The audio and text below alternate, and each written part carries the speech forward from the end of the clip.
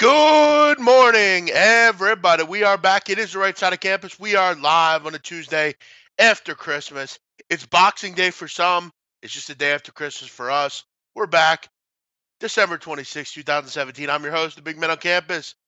Joined with my co-host, Donnie Right. Donnie, how you doing today?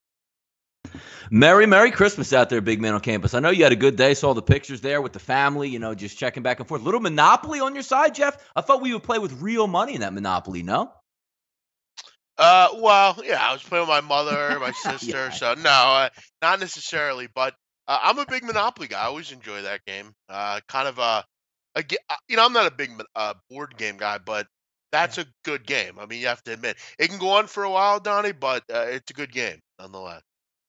No, absolutely. Yeah, holiday was great. I mean, I think I put on at least 10 pounds yesterday alone, sitting around and waiting for the football game to come up. Gave the tickets, Jeff, away to my nephew and my brother-in-law. They had a blast at the football game last night, which we'll go over in a little bit. Cold in the area last night, Jeff, and we'll get talking to a little bit of Eagles football in a little bit in the way the NFL shapes up. But overall, Jeff, great holiday. It's nice. The one thing, when I was growing up, Jeff, a little bit different than what you have these days, is typically on Christmas Eve and Christmas Day, they gave you like one NBA game that started like 8 o'clock at night. It was like Jordan and the Bulls versus the Knicks. But on Christmas Eve, it was just ESPN running highlights of the entire year. You got nothing live. At least the sports, gods shower onto us multiple games on both days, so at least we can have some fun.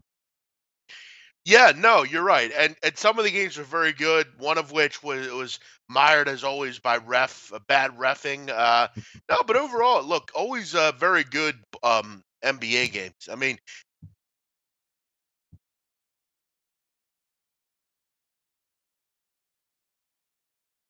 Christmas is I think we always might a have nice lost him. There day. you go. Yeah, I'm good. Christmas is always a very nice day as always, and now we look forward to next year, right? No, absolutely. Yeah. No, the NBA does. You know what? Say what you want. I'm not the biggest NBA guy. When it gets to the playoffs, and even if the Sixers are making a run, I'll have some fun with the NBA. But they did get it right, Jeff, with what they do on Christmas Day every single year. Tip off a game at noon and stagger it all the way through the day with matchups that you want to see. It's where we come out, Jeff, and say the NBA doesn't start until Christmas Day. They really do a good job with marketing of that, Jeff. No, they totally do. You're right about that. We did have some NFL last night, Donnie, which we'll get into. Lot to basically recap here on a Tuesday. It's basically like a Monday since we weren't on yesterday. But Donnie, did your daughter get everything she wanted yesterday? Yep, got everything she wanted, didn't get everything I wanted, meaning maxing out credit cards and, doing whatever and spending a lot of money, but it's great. I mean, the evolution of when, I'm a little bit older than most people watching the live chat box or even the big man, but obviously, he's in the transition mode again, where as a kid, you want, and then you transition to it's more fun to actually give on Christmas. You never think as a teenager or, 8, 9, 10 years old, like, man, when I grow up, Christmas is going to be awful. It's funny how, time changes it over, and just seeing your kids or your wife or your family get presents that they want, it's much better than what you get at Christmas. But as long as I get my cigars, Jeff, I'm good to go, and I got some cigars. Yeah, no, I hear you. My mother still gets me stuff, so I mean, I was good with it.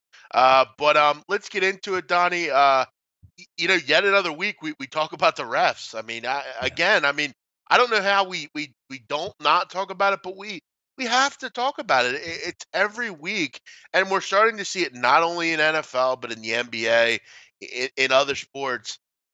It's a broken record, Donnie, talking about this every single week. But unfortunately, New England gets every call. It's just how the Mm-hmm. world works. And for me, that's why I went on the rant the other day that I did during the betcast. I did on New England. I mean, I don't know how you can root for this group. I mean, is Tom Brady a great quarterback? Sure. I'm not going to disagree with you there.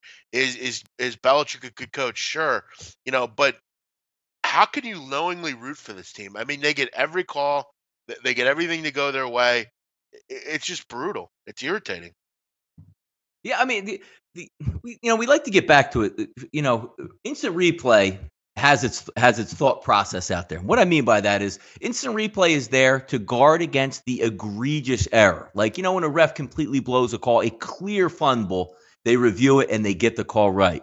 Instant replay is not there where the NFL, referee is 3 feet from the play with the side judges in the back. He's looking at the feet. The guy closer to it is looking at the catch. You see the catch, it's close, it's a touchdown. You go to review, and it takes 5 minutes and there's no conclusive evidence that it was not a touchdown, or if it was a touchdown but was called a touchdown on the field. You're always led to believe, Jeff, in that instance, that if you can't really tell looking at it, you stay with the call on the field. It's not designed to overturn the call on the field because what you think might have happened in there. It's egregious that it happens, but yet, Jeff, it always happens to the damn Patriots, dating all the way back to the Tuck rule. What is it with the Patriots?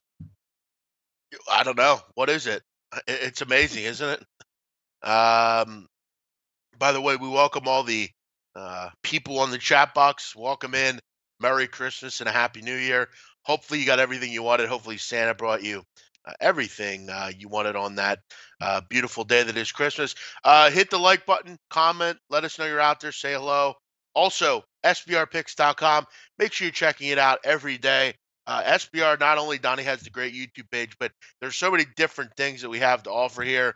Obviously, you have the SBR Picks page where you can find articles on everything, NBA, college football, all sorts of things. The link to the SBR odds page, you can learn about Bitcoin, the SBR program schedule, and then up at the top, click on the contest page, go to the contest, all sorts of free contests to join. The Sportsbook review page where it gives you the best sportsbook, rating guide, blacklist, bonuses, all sorts of stuff. If you, Donnie, have an issue with a sportsbook, great place to go over is the resource page at Sportsbook Review. All the time, Donnie, I have people come to me in my DM and go, "Hey, I'm having a big problem with my book. Can you do something about it?" Well, of course, I can't do anything about it, but SBR can. So make sure you're going to Sportsbook Review, hitting up the complaint page. They can help you retain maybe money or something that you're owed. Make sure you check that out. Donnie, we move on.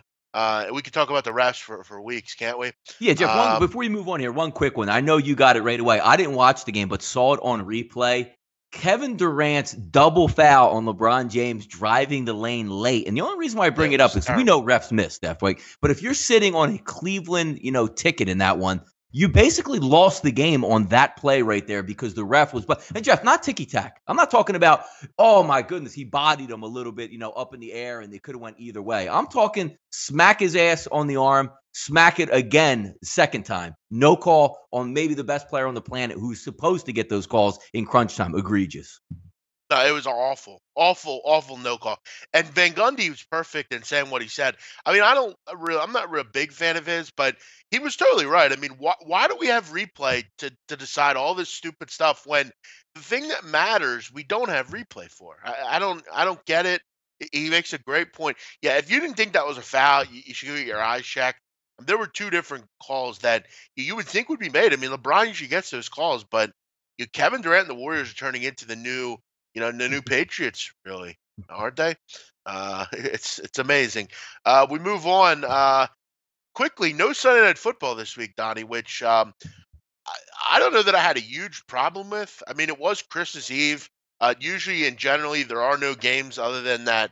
No, Jeff, I'm not talking about this week. I'm talking about next week. No Sunday Night Football. They weren't going to put a game that late on Christmas Eve, but it's kind of interesting, like the competitive balance of the NFL. I actually like what they do in a way because you have the set schedule, but they try to match you up so no team gets that advantage or maybe no gambling information gets out or released. But I do like the fact that if you're playing and you have something to play for, they're going to match you up at the same time slot of the other team playing, so you don't get that mass exodus of football saying, well, we'll just sit everybody because we know it doesn't matter. At least they line it up so week 17 is not a mockery in the NFL, Jeff. But yeah, you're right. No football next week, Sunday night. And again, does that have something to do with the college card? Maybe. You do have the big time. The big time bowls are next. There's no bowl games. No, there's no bowl games on New Year's Eve. Good point. They're on New Year's Day. That's right. Yes. That's weak. You're going to be betting a lot of college basketball that day then, because they'll have random games on that day. But yeah, listen, I'm not going to try to argue with the NFL because everything they do is fucking backwards. So does that surprise me? No, not at all. But you have a lot of shit shows next week. You have a couple games that do matter. One of which, Donnie, for me being the Steelers. Get me one more win, please, so I can cash my fucking no win for a Browns ticket. I got one more, Donnie. Can I Yeah, do well, it? the good part about it too is they still have something to play for the Steelers, and you just get a chuckle because you're saying like in that last week, well, maybe somebody's going to lay down. Would they open that line 15 or 16, Jeff? I think you're in a pretty good spot just to get the W here. Well, and you know what's great, Donnie? I mean, I can't. Well, I'm not hedging clearly, so No, I mean, no, I I'm just wouldn't hedge at playing it all in that out. spot. Yeah, I'm Yeah. playing it out. I had people hit me up. Are you hedging? No, I'm not. What? They're They can 15 beat the point Jeff. We underdog. heard it again. They could. I don't even want to wait. Don't even get to the Browns yet because we got a little segment coming up on the Well, I Browns, so do we'll want to hold say that one off. But thing I get on your sentiment. Yeah, go ahead. a fan that I know, Rainmaker. I don't know if you know Rainmaker. He hit me up. Pittsburgh Steelers Rainmaker, a guy, long, right? yeah, long time Yeah. friend, follower of mine. He says hits me up. He goes, well, I don't know about that. He goes, they don't play well in these kind of games. No Antonio Brown. I said, yeah, but they have something to play for, dude. I mean, so again, I think we'll be fine. But yeah, I mean, not even a game, Donnie. We'll get into the Browns, but final point in this segment: Nick Foles, Donnie, or was it Nick Coles last night? There was a former player in the Eagles named Nick Cole. I don't know if you remember him, but That is yes, uh, yes. Nick Cole. Yes, absolutely, he was a absolutely. center, number 59, several years ago. He actually Good committed a call. terrible penalty in one of the playoff games. But Nick Foles, I saw people complaining about him last night. Look, he wasn't good. I mean, but I don't think anyone was particularly good last night, Donnie. I mean, no one played well. I mean, Ajayi had his stretches, but he fumbled. Defensively, you know what's interesting, Donnie? Defensively, they played fantastic. I mean, other than that double move, which continues to be an issue for the Eagles, I mean, the defense was great. Nick Foles wasn't good. No one will say the bill of goods that he was, but again, I mean, last night, I think the question was going into the game was, how is his defense? Is defense any good? They answered that question, I think. But listen, they have a lot of concerns going into the playoffs. Foles has to be better, clearly. Is he the guy against the Giants or is he the guy against the Raiders? It's hard to tell, Donnie. We still have to remember he's literally only a game into playing over the last year. He's going to get intubated more to the group, to the team. The thing here is that they did get home field advantage. That's huge. He wasn't good enough. I'm not going to say that he was, Donnie.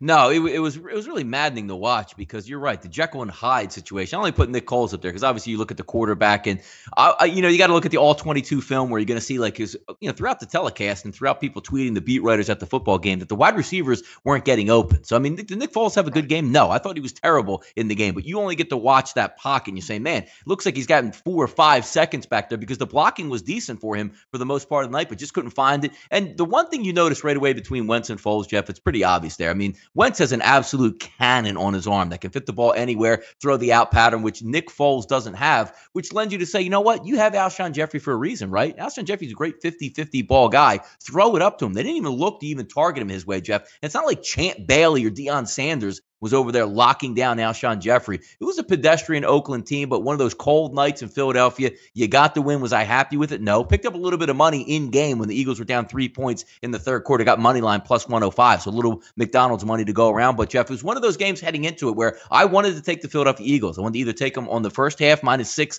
6.5, or even take them on the full game, depending on what you got, 8.5, 9, 9.5, or 10, which, at the end of the game was pretty interesting there with the call to not kick the field goal. But when you don't put up the white, I get a lot of people asking, Jeff, we talk about the false flags in baseball, like why is the line not moving? Looks like an easy win, but it's going the opposite direction. The white flag in football to me, Jeff, is when a team quits. Like on Saturday night, I bet against the Green Bay Packers because they quit. They benched their quarterback. They didn't let any of their playmakers play on defense. Devontae Adams didn't come back. It was a pretty easy scenario. One team had to win. The other one didn't. For this game, I was hoping like an Amari Cooper or a Crabtree or a Khalil Mack or, Bruce Irvin was going to sit out this football game or Rodney Hudson, the center. They didn't, which is the reason I backed off of the football game. Picked up a little bit, but in the NFL, it's hard to win games, Jeff. 19-10 final. They move on, home field advantage. It's hard to win on the road in the NFL. We'll see how that trades up here as we go And along the next couple of weeks.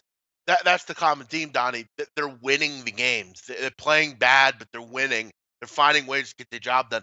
Last year ago, they wouldn't have won those kind of games, but they're finding ways to win. They had no business winning last night, but they found a way to do it. And I'm going to tell you right now, that's where long term with the Eagles in the playoffs, that's where they have a huge advantage because any team coming into Philadelphia, Donnie, you saw how the ball was moving last night. It was cold. It was tough. Seth Joyner, who I'm a big fan of on the Eagles Me postgame too. shows talking about this last night. He was discussing Seth was discussing the fact that when it's cold, everything hurts. Everything, when you get hit, it feels like needles. The ball feels different. The ball flies different. The ball, when you throw it, it goes different. Just everything about that cold weather is different. And you're going to get games like last night, and that's a huge advantage for the Eagles. Can they win them? Listen, I'm not going to say they're going to win the Super Bowl. I'm not again, but to blame everything on Nick Foles last night was a little ridiculous. I mean, no one played well. No one on that team played well, other than the defense for stretches. I mean, you can't disagree with that. But we'll see. I mean, a long way to go. We'll see how they practice. We'll see how what they do in the last game. Who even plays in that. We move on, Donnie. We drop it down to a little Christmas weekend chat. And Donnie, I got to ask. I mean, you mentioned cigars. What was your best gift you got? Was it the cigars? Yeah, it would have been cigar. It was cigars. Yeah, I mean, by far. I mean, I look forward to the simple pleasures where if you give me a couple cigars, a nice sampler pack, and nice stuff I love, that's what gets me excited. Or you buy me a bottle of Crown Royal. We joked around Guana's in the chat box there saying my mom has bought me black Nike ankle socks, Jeff, since about 1993. Gets them for me every single year. I look forward to it. Simple pleasures. I don't mind that kind of stuff now. I mean, when you get older, I mean, it's those little things you don't remember to buy, Donnie. Yeah, like some fresh socks, Donnie. man. How about putting on fresh socks? It's beautiful. It's a beautiful thing. One of the things that my mother gets me every year, and one of the things two of the things she gets me. I drink a lot of coffee, Donnie, and Hmm. the Keurig K cups, little Keurig things.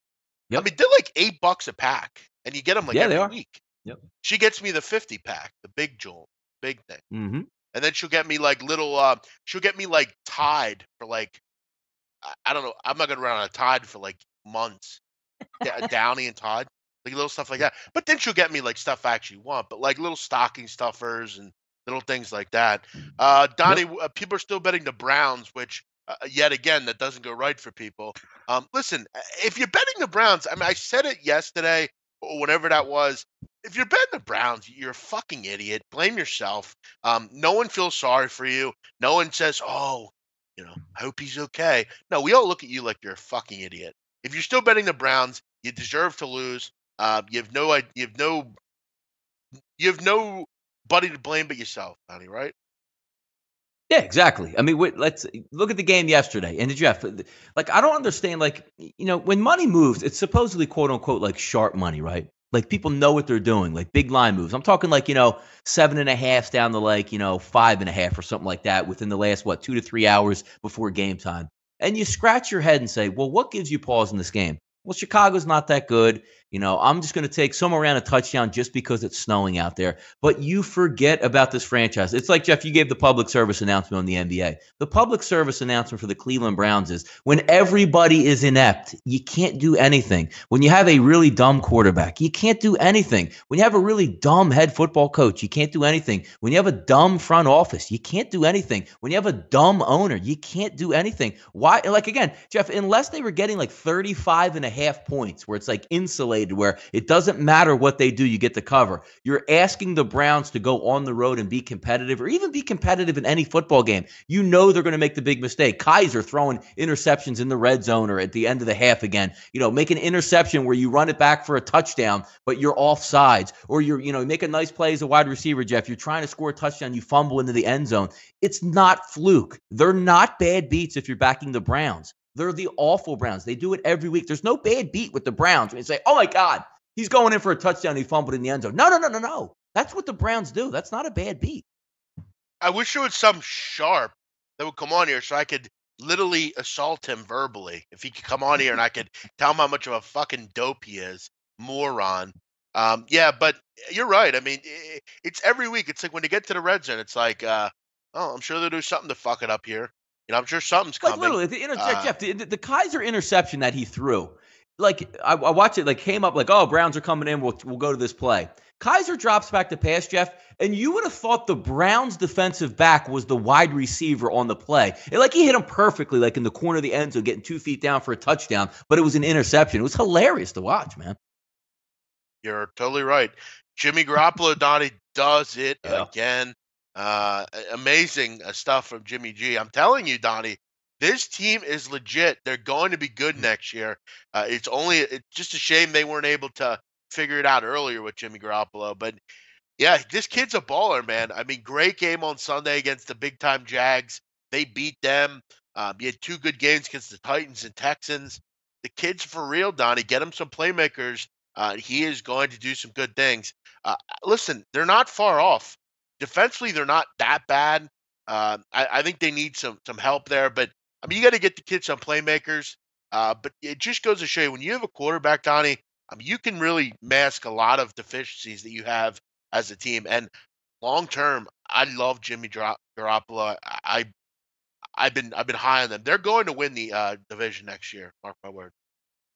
Yeah, no, I mean, Jeff, we talked about it a long time, going back even on the Wednesday edition when we do the roundtables there. As soon as they got Garoppolo, it's like, hey, they're going to be a bet on team going forward. I didn't think they would be winning this football games. I thought they'd be competitive and, getting a touchdown because the 49ers aren't a very good football team. We saw them firsthand in Philadelphia just get raked out there. But now you just, put in a competent quarterback with a really good system that Kyle Shanahan is running, and you're seeing some market improvement. It actually was a tough spot for the Jaguars because whether or not they could get up to the 1 or 2 spot was still going to be debatable. You come off some big victories. You go out west on the road there, which, Jeff, let's keep in mind, they already lost to the Arizona Cardinals on the West Coast there. So some still things to work out for the Jaguars. And were we waiting? Somebody in the chat box also mentioned, Bortles is trash. Weren't you just waiting for that Blake Bortles game saying, nah, he can't be playing like this well the entire season? But getting back to the original point of Jimmy Garoppolo, Jeff, imagine this kid next year you go in and you get a decent draft pick. Imagine if you get him a top flight wide receiver. You get healthy on the offensive line. You get that entire defensive backfield back next year, and you're ready to go. Look out. You're right. I mean, it's amazing, Jeff, when you have a really good quarterback and a system that works for him, how you can move the football. I mean, they were dead in the water the entire year. Put in a quarterback that's competent, and now they move the football. But Jeff, 44 points versus the Jaguars. Woo! Yeah, I'm telling you, they're rolling. I mean, get the guy, get him a running back, get him a receiver, get him a playmaker. The kid's going to be fire. I'm telling you. The Paisan's looking good, Donnie. Um, no way the 49ers could win the division next year. Sorry, big man. Yeah, right. Just like the Rams couldn't win the division at the beginning of the year. Remember that Nope. talk? Remember everybody? Oh, the Rams. That was my stink. talk. Don't They're say not. everybody, Jeff. Point that at me. No, I Don't heard. say everybody. Say Donnie. No, I heard a lot of people were saying that. I mean, listen, Ergo. I mean, there's a long way away till next year. You know, I love all these people that they're like last night I saw all these people in Gabe's chat. Oh, the Eagles, they're not fucking winning anything. They're not winning a goddamn game. They're the same people that talk shit all year about the Eagles. Listen, we won last night, pal. All right, we're gonna be happy with what happened. Just like if you would have won last night, you would have been happy. Listen, we're gonna be fine. Okay, I mean Nick didn't play well last night. Just like we don't know what's going to happen. Maybe the 49ers are going to go out and make big time moves in the offseason, go out and Yeah. get whatever they need. We don't know. Donnie, NBA Christmas yesterday. Uh, listen, I mean, we could continue to hate on Russell Westbrook, but he is the third best player in the league. I know people don't want to admit it and agree to it, but he is. The guy is an absolute maniac. He is amazing, Donnie. At the end of a game, I mean, you saw it a couple weeks ago against the Sixers. I mean, end of 3 overtimes, everyone else can't even go up the court. They're tired. I mean, this guy's running like it's 5 minutes into the game. I mean, they go out and beat the Rockets. They say big time win for them.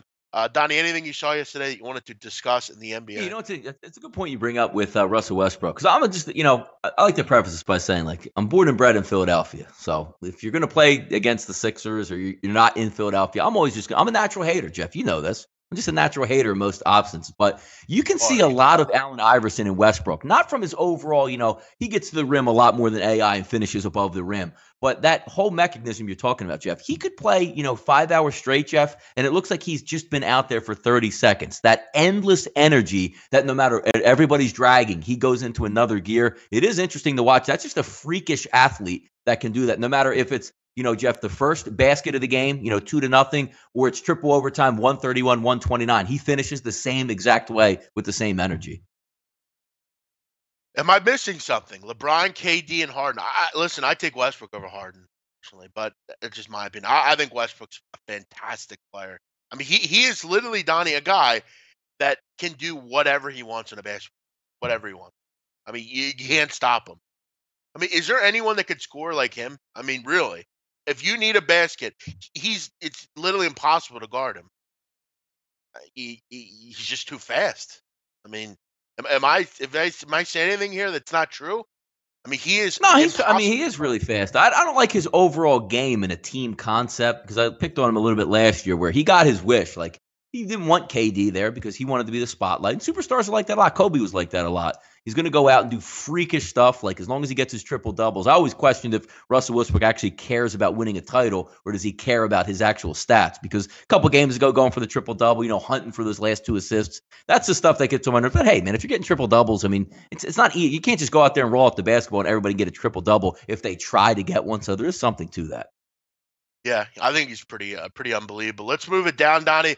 We look forward to next week. Then we'll get into some bowls here. Got some other things. Obviously, today, guys, I mean, there's not a ton going on. I mean, scheduling for a show where there's no college hoops. There's no NFL's has ended pretty much.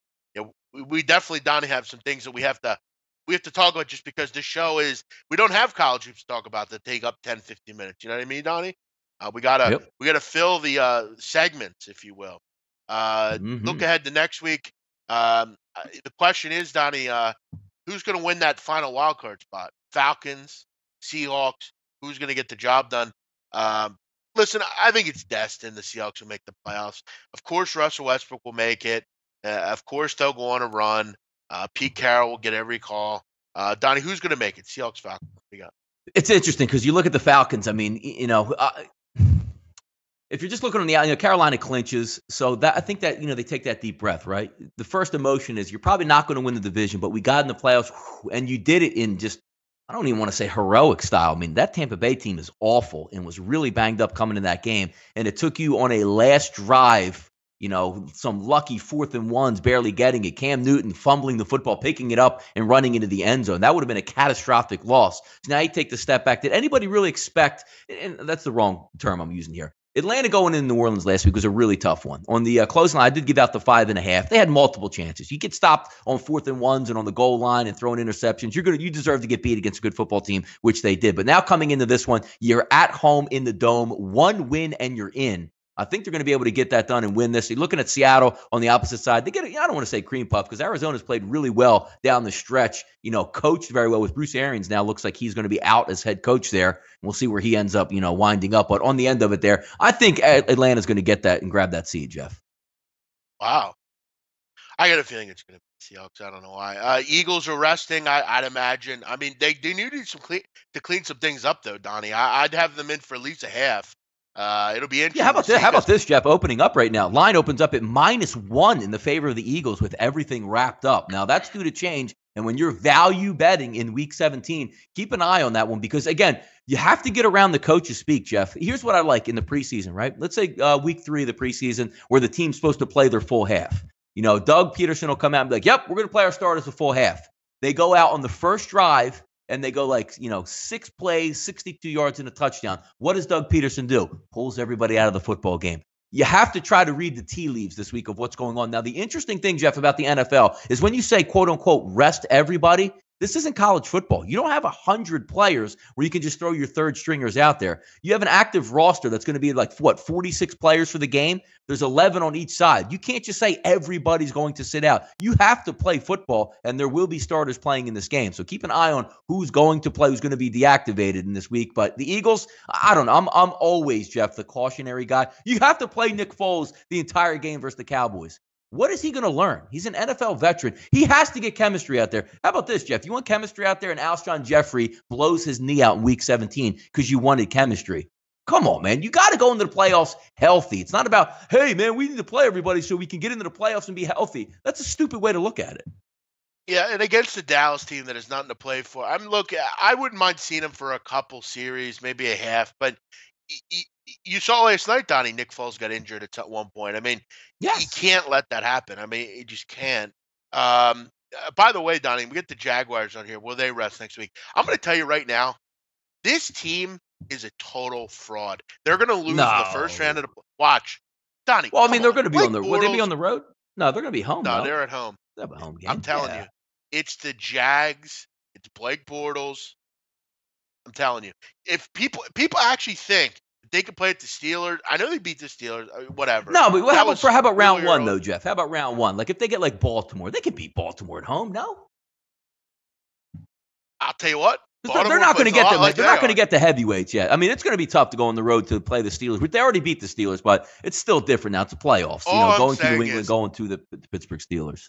I'm going to actively bet against them in the first week. I'm actively going to do it because, first of all, I don't think they can cut it. Second of all, they don't play in the playoffs ever. And three, it's the Jags. We need to. I think they're more or less. They're going to. They're good. Did you see them on Sunday? They get shredded. They're good. I know it's only one game, and I give them one game, but I just have a feeling they're going to show up and not show up. They're going to be that team that, we're going to, at the end of the day, we're going to say when they're down 21-13 against the Ravens late in that game, we're going to say, I knew it. The Jags is what they do. Blake Bortles is Blake Bortles at the end of the day. So you better hope you don't get the Ravens because Ravens are a damn good defense. What's your excuse going to be? Can you move the ball against them? Are you good enough to move the ball against them? I don't know. We'll see. I'm going to be interested in that, Donnie. I'm going to actively bet against them on the sole fact of I don't think that not having that experience is going to pay dividends for other teams. Foles needs the reps because he stinks. Okay, these were probably the same people the week before that were loving Nick Foles. You know what's funny, Donnie, about these people that hate on the Eagles? First of all, last week, everybody who's hating on the Eagles, their defense stinks. They can't stop anybody. But Nick Foles looked good. Next week, Nick Foles doesn't look good, and the defense plays great. Well, yeah.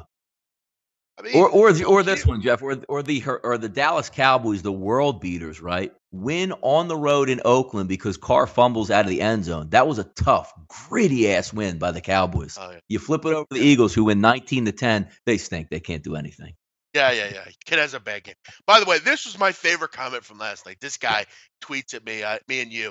Nick Foles couldn't carry Case Keenum's jockstrap. Yes, you saw it. Now, see, you're paying attention to me last night, weren't you? I want to make this clear. Hey, dude, I don't know if you know this, Teddy B. Foles has better career numbers than Case Keenum. Get out of here with Case Keenum. Stop. Case Keenum has bad games too. Jeff, I like Case Keenum. But let's be real about stuff. In cold weather, he's a dome quarterback. In cold, did you watch the game on Saturday night? Where the original? We preface this by saying, Jeff, the original tweet came out last night, which some things come across my timeline. I just have to step in on, and it's not the fact that I love Nick Foles. Nick Foles is a good starting quarterback. Is he great? No. Is he below average? No. He's just, if he plays well, he's a good NFL quarterback. The tweet comes out that says, Nick Foles can't carry like the supersized jockstrap of Case Keenum. Now, if you superimpose names in there, Jeff, and you said like Nick Foles can't carry Tom Brady's jockstrap, I'd have sat back like, yep, I agree. Right. You know what? He can't carry Aaron Rodgers' jockstrap. Yep, you know what? He can't carry Russell Wilson's jockstrap. You know what? You're probably right. But we're talking Case Keenum, who threw for 28 or 30 yards on Saturday night against one of the more pathetic defenses on the planet on Saturday night. And yet you're going to compare and act like he's just tearing it up. Is Case Keenum playing well? Yes, he is. But he's a dome quarterback who's playing well at home. Put him on the road in the cold. He's going to struggle just like any normal average quarterback will. The whole point of the argument was, Foles. I get Foles isn't that great, but don't start saying nonsense like that. Right. And we all know that most quarterbacks in the game last night would have played that way. That's a tough thing to go out and do. On Christmas, play that way in that kind of game. Case Keenum will play exactly like Nick Foles did last night. It's one game, okay? Let's not jump to conclusions over one game. Listen, I'm not sure. Maybe I'm a little fucked up. I don't know. But when you hike the ball, is it the receiver's job to get open? Isn't that their job, Donnie? How about when you hike the ball, Jeff? You're like a 6'6" quarterback, and you keep getting the ball fired off your ankles.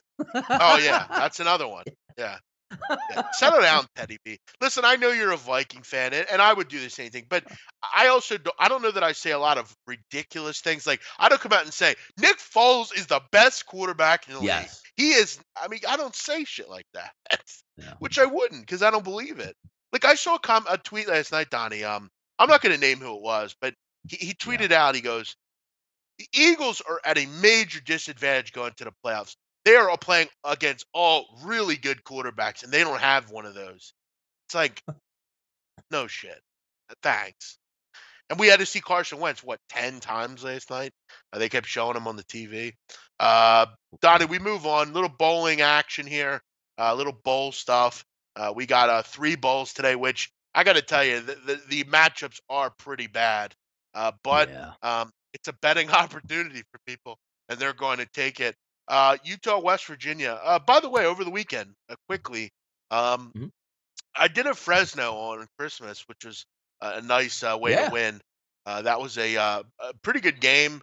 You had a Fresno little, didn't play. you had a little refereeing action in that game, which could have changed the course of. That's all people saying they're going to break TVs and smash Well, stuff. And I actually wasn't watching live until I saw it the next day on replay, and I would tend to agree. I mean, I don't. In a game of that magnitude, how do you make that call? I mean, I don't think Jeff Tedford was going out to like verbally assault you. I mean, come on. I mean, with that, you got to give them a little bit of slack. I get they want to decide things, but yeah, it was bad. I was driving home to my house. I heard it on the radio, and then I ended up seeing it. But yeah, it was pretty poor. But they get the job done. What a turnaround for Jeff Tedford and that group. I mean, you go from Big one time. win to 10 wins in a bowl game. Amazing, Hmm. amazing, amazing, amazing. San Diego State Army over the weekend was a wild bowl game. Uh, you know, I got to tell you, Fun. Donnie, I think I've mentioned this before. The biggest bet I've ever made on any game was last year, Army against UTEP. Army Hmm. rolled. They won by On the like road. Yeah. 50. Yeah. Yep. After Brandon Jackson died. But I got to tell you, man, I don't know if there was a team in the country cost me more money this year than the Army Black Knights.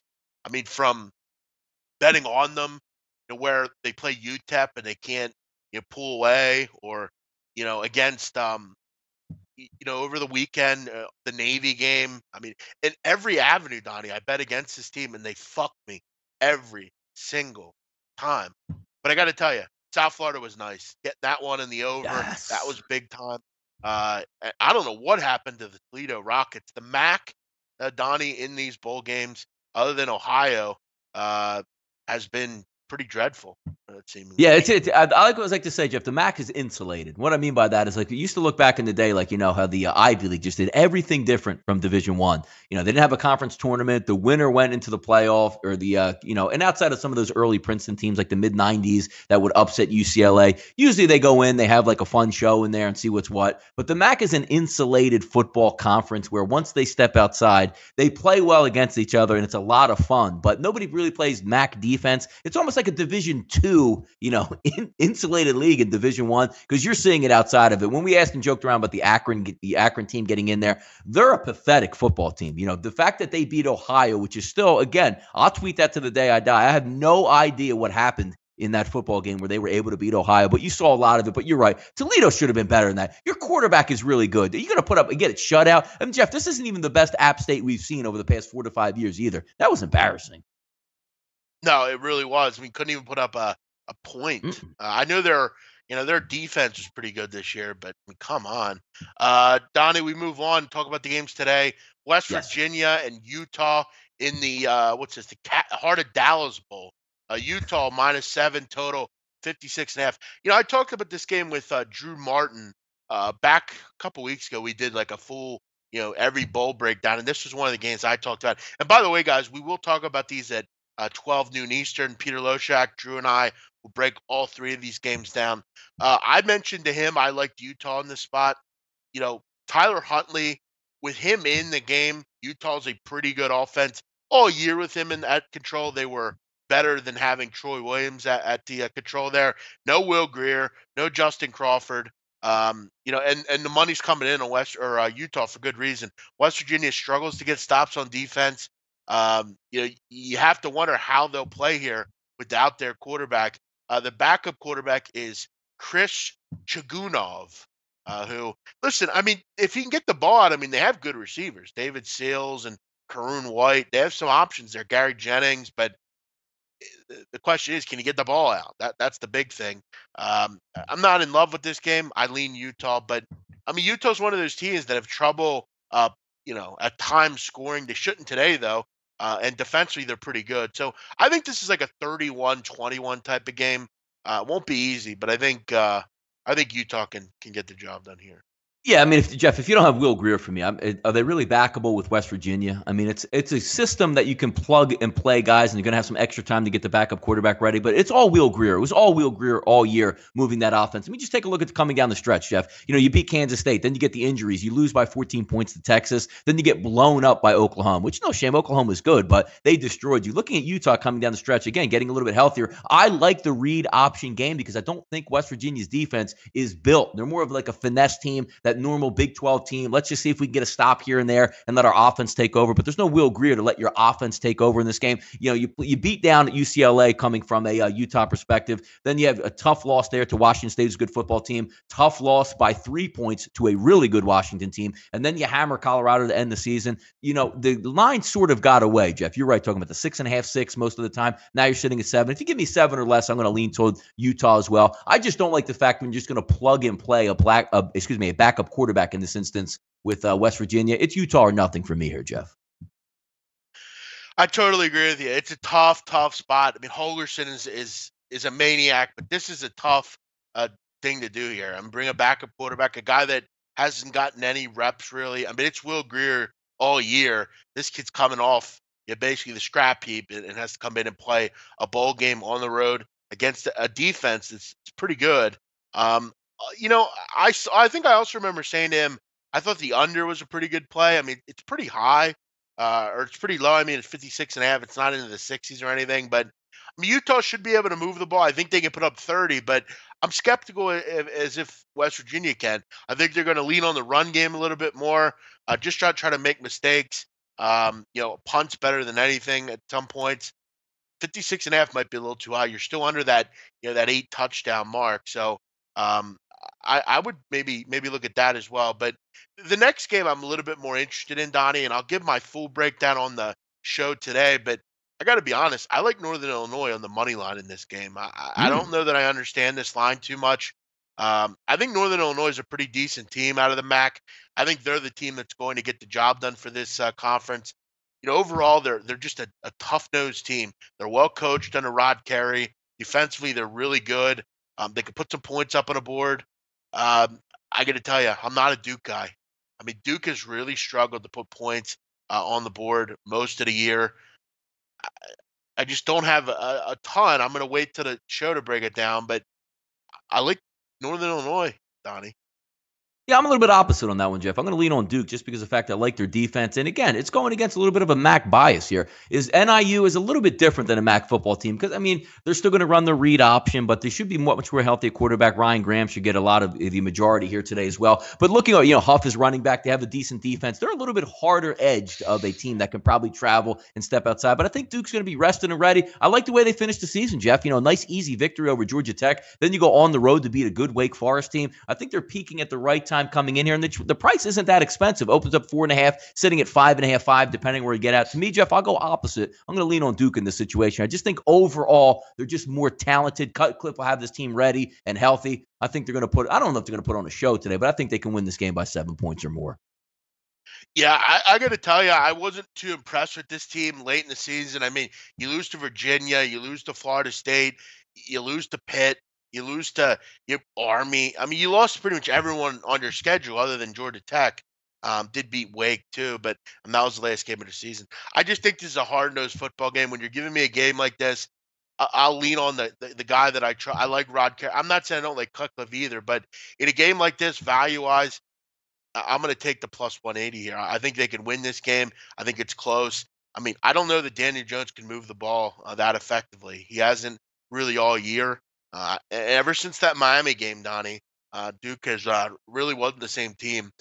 Kansas State, UCLA, big time Josh Rosen. He's not playing in this game, is he? Nope. I mean, nope. He's out. And I don't understand. Like, you hear it, it's funny, like, Rosen, I'm going to play no matter what. I'm going to play no matter what. Yeah, his agent's got a hold of him and said, you're not playing because you're probably going to be the number 1 overall pick, which, again, Jeff, I like to side with the player in this instance. You know me. I'm always, with the NCAA. I don't think the players should get paid. They don't have to go to school and all that. That's another day for another story. But when you're looking at a kid coming in, Jeff, this isn't the Final Four, right? Major bowl game where no matter what happens in this one, you're going to, your stock is going to fall. The only thing that's going to stop Josh Rosen, probably, Jeff, from being the number one overall pick is if he has a catastrophic injury. And not that he can't play football game, but let's just say he gets a Drew Brees type injury when he was with the Chargers where his throwing shoulder goes out or something like that. I completely agree with his stance on not playing here, but I thought there was a lot of lip service coming into this game by him saying, no way, I'm going out there playing with my boys. Would never have it any other way. And all of a sudden, out of nowhere on a holiday weekend, hey, by the way, guys, I'm not going to play in this football game. I just don't like the way it went about it, but I do agree with his decision to sit out, though. Of course. And I don't we have to get out of this crystal ball of sports betting that we're in and ram on Josh Rosen because he's not playing in the ball game. Listen, it's his future, for God's sakes. I didn't understand why Josh Allen played the other day. I didn't understand that. I don't get it. I mean, you're a first top 5 pick. Why are you on earth are you playing in the heart of Dallas Bowl, whatever the hell bowl this is? I mean, what is this bowl? The Cactus Bowl. I mean, come on. Like if you're playing for a national title, like we all saw Willis McGahee back in the day, right? Get his leg exploded up, but you're playing in the national championship game. And also part of this, Jeff, now is you can always get the insurance out there, right? Like let's just say, like Willis McGahee picked up some money because he lost some draft spots. But even if you're saying, a high level pick, the school can pick up an insurance policy for it that says if you never play football again, you're guaranteed like $25 million or something like that. That can always be worked into there because there's always some ingredients to get insurance. But I overall agree. If you're not playing in a high level game, like you can win a national championship, you're going to be the number one pick, I'm sitting it out as well. I'm sorry. Like I'll be selfish and sit it out too. By the way, I love Rosen. I've said that. I love him. I love the kid. Yeah. I think he's a hell of a passer in the pocket. But how about in this game, though, Jeff? Almost 7, getting up there. What, 6.5 at this point? You can't take UCLA, can you? At any point here? Well, I tell you, the Monster's not a bad backup. I mean, he's come in and played in games this year. He played in the you're right. Yeah, one of the big time Washington. games. He came in the Washington game too. Yeah, he's been baptized. I don't hate the kid, but I mean, Bill Snyder, plenty of time to prepare. Here's the problem: Bill Snyder doesn't win bowl games. I mean, Donnie. I mean, I've mentioned this before over my betting career. I mentioned it last year when I talked about Kent State. They're always in the bowls, but Bill Snyder is a bad and to average bowl coach. I mean, he's just not very good. I mean, he has literally 6 bowl wins in his career, I think, or something. It's not good. He does not play well in bowl games. I mean, you can look it up for yourself. There's a lot of stuff going around that, too. Me and Gabe talked about it on his show. A lot of stuff going around Kansas State now, Jeff, where he's trying to pull that, I don't know if I'm coming back, but I'm going to stall so long that you have to make my son the head coach. He doesn't have much coaching experience, similar to the Jay Paterno situation that used to always arise at Penn State, saying, I'll stay as long as I want. When I leave, my son's going to be the head coach. It's a real interesting dynamic there because they don't want that to happen. But, Bill Snyder's cashed a lot of tickets up there in Kansas State, brought that program back multiple times and works miracles, quite frankly, for a Kansas State team that never should have really had a dominant football program, even a competitive football program. Just look at Kansas and what Kansas State is doing versus Kansas. But it's kind of an interesting hostage situation. I don't think it's going to play out that well in the bowl, but Rosen taking a step down, Jeff, I can't back UCLA without Rosen here. I just don't think their defense is good enough. I mean, last 8 bowl games, Bill Snyder has 2 wins. I mean, it's just not good enough. Kansas State will run the ball, though. UCLA is dreadful on the road. They have been all year, whether it was Rosen or whoever.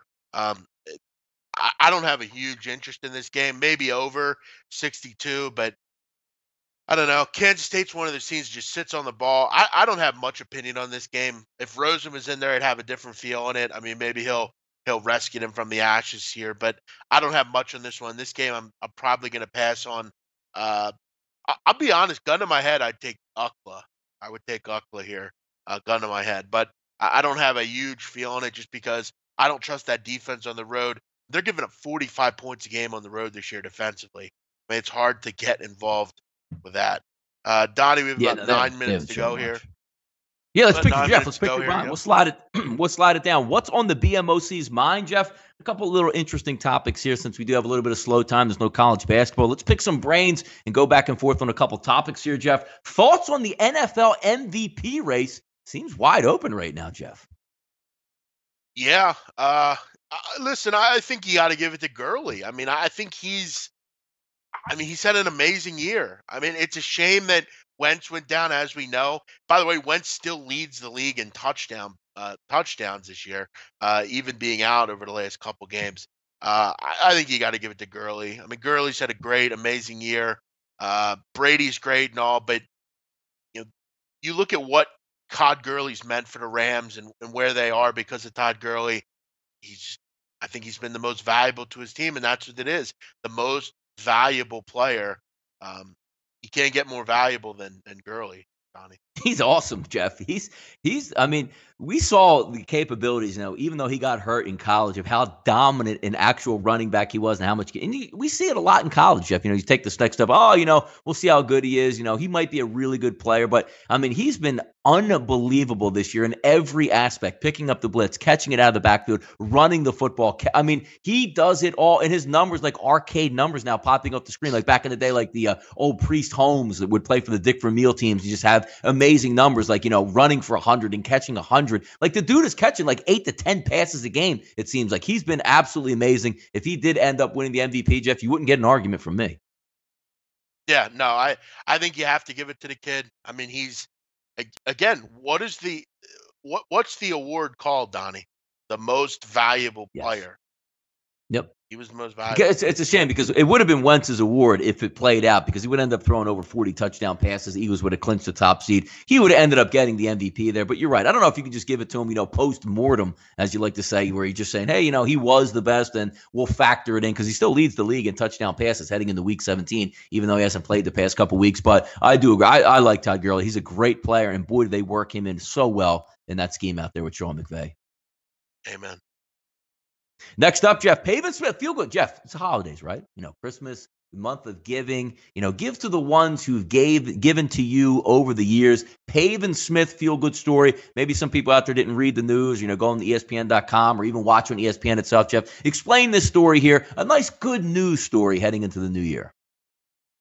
Yeah, basically, Pavin Smith is a prospect in the Arizona Diamondback system. He basically got a bonus basically after having a good year with the farm team. He was the 7th overall pick in the amateur draft. But basically for Christmas, he decided that he was going to take some of the money that he earned and pay off his parents' house, which, look, I mean, a mortgage is a shitty thing. We have to pay them, rents, whatever. Basically, Smith decided that, for all the things that his parents had done for him, he was going to, pay for their mortgage, which, look, I mean, a pretty amazing thing. And the sole fact of Pavin Smith's not a multi-millionaire. I mean, he got some money. The bonus, baby. Yep, you're right. Good point. Yeah, I mean, he's not, contrary to people's beliefs, minor league baseball players don't make that much money. But don't make anything. You look back to what, I mean, the parents basically, you're a kid, Donnie, you played sports when you were a kid. I remember when I did. I mean, I think my father would go to work all day. He would come home and, I remember my dad would coach my teams. He would take me here, take me there. Look, I was never any pro or anything, but you imagine what a parent has to give up to let their kid, do all these things, and you're always and there. It's a lot more now too, Jeff. Like a lot. Like when I was growing up as a kid, like we might have had like an in-town travel team where we traveled like a county over. But there's high stakes baseball now, and you're talking about even HBO would show those hits there where you're packing up the family every single weekend and going to different states just so your kid can play at the highest level, and the amount you have to sacrifice. And getting back to the bonus, they don't make any money in the minor leagues. You probably got a signing bonus, maybe $1.5, $2 million. Take away taxes on that. Maybe the parents had a decent home where the mortgage was still like $200,000 and paying that off. That's amazing, because I like to see these stories, Jeff, because you can counterbalance it with the Ryan Howard stories out there where his own family thinks they need a piece of his money because he makes money. It's nice to see it on the opposite end where you want to take care of your family as opposed to your family saying, you know what, since you did well, you need to pay off my house and give me a couple $1 million on top of it. Great story. I love it. Yeah, and the kid doesn't think of himself. He thinks back to all the things that his mother. And you look at them. I mean, they obviously were working people. They respect it, and it was life changing for them. They don't have to work they still have to work hard, but they don't have to put all their money into a mortgage, and they can their house is theirs. Like you said, very nice story. good for that kid. Hopefully he does some good things and he makes it. I think year after that, I mean, you have to think karma will help him out at some point. Very nice story there. No college basketball today. The day is Uh-oh. What are you gonna, Jeff? dang. What are you doing with yourself? What the hell are you doing with yourself right now with no Uh, CBB out there? well, I don't know actually. I'll probably just bet on some bowl games, see where it is, and you kind of lick my Maybe wounds, go out and Donnie. look I've at had a some look for some Jordans today. Do something like that. I might. It's not a bad idea. It sucks, Donnie, because this is 2 straight weeks where I start out 3-0 in my free picks, and I Mhm. either break even or whatever, and it's just I got to get back to, I won a couple hours last week. This past week, I pushed and lost a few, so I gotta get it going. But I'm still up a ton on the season. I got to kind of move to the next part of the season and get ready for conference play. So yeah, I'm just happy I don't have to answer any basketball questions today. No, yeah. By the way, about I did a couple judge videos back to back on Saturday. Picked up 2 victories in that. Had a couple in-game winners, premium play winners. It was a great week last week. Lower volume as always, which big man and me always like to preach. Fire on that good stuff there to pick up some money. But I had a lot of fun. The judge pulled one out in miracle fashion on the under in that Baltimore game, and then we had the -8.5, -117, the full game in the Minnesota Vikings game. So the judge had a good week. Had a couple in-game winners. And Jeff, getting back to the USF game. Watching that second half, like sometimes, you just watch a football game, you don't have any action, you just have to get in. It was apparent that Quentin Flowers was about to go on turbo mode about midway through the third quarter, as long as that team didn't fumble on their own 20-yard line. That kid's whole story, background, college career, everything, simply amazing. In the biggest moments, that kid was dynamite. I know they didn't pull it off for his UCF, but it wasn't through any fault of him going wild in that UCF game. And what a way to cap off your career. The ball is in your hands to go out there and win it, and he does it. They scored 3 straight touchdowns in the fourth quarter to win that football game. Amen, Quentin Flowers. He'll find a way to get to an NFL team, and he'll do something. I have a feeling Bill at Belichick. the Send next him up to level. Bill Belichick. They'll find a spot for him up there. No, great. Hey, look, if Philip Walker can make the NFL, Quentin Flowers can too. That's it for today, guys. We'll be back tomorrow. We got the roundtable coming up, which it'll be interesting, Donnie. The roundtable. We're kind of transitioning into new sports. We got some new things. NBA, college Yes, hoops we is do. back. I might have an NBA player there, Donnie. My NBA has been on fire lately. Yes. What is I little bet Wizards against action yesterday? Yes, I took Washington. Donnie, the Uh, whole world is on Boston. Line didn't move one uh-oh. bit. Uh-oh. I took the Wizards last night. I'm sure we'll have a money making opportunity tonight as well. Check out for that later. And guys, no need to contact me. Hey, what's the NBA play? I'll put it out. I will have that out. Don't worry. Other than that, Donnie, I see you're tweeting about or talking about IFBC here in the chat. Yeah, Is that a what, leak? Jeff? Yeah, What I was don't that know. A all quick about? point on that. It's one of those things. I had the thing in my browser still. I'm going through, like, looking, like, you type in like ESPN or you're looking at something on the internet. The IFBC, I said, let me just go to the website just to see, is it still even an active site? And the picture on there said, Yako Beach, August 3rd and 4th. So I had to tweet it out and sort of got a little bit of a following behind that saying, can't wait to do that. Can you imagine on the beach, big man? I'm down for anything. I saw it August 3rd, 4th. I hope it's the real deal again. We'll have some fun down there, man. By the way, Donnie, it's Hako. Hako. I don't care. Taco Beach, Yako, Jocko. Hako. It's a beach. All right. We got to go. We'll see you tomorrow on the roundtable. Everyone have a great day. Enjoy the bowl action. 12 o'clock coming up. Low Shack, me, Drew Martin. We'll talk about the 3 bowl games today in depth. Hopefully give out some winners to that. Make sure you tune in. Noon Eastern. Everyone have a great day. Bye-bye.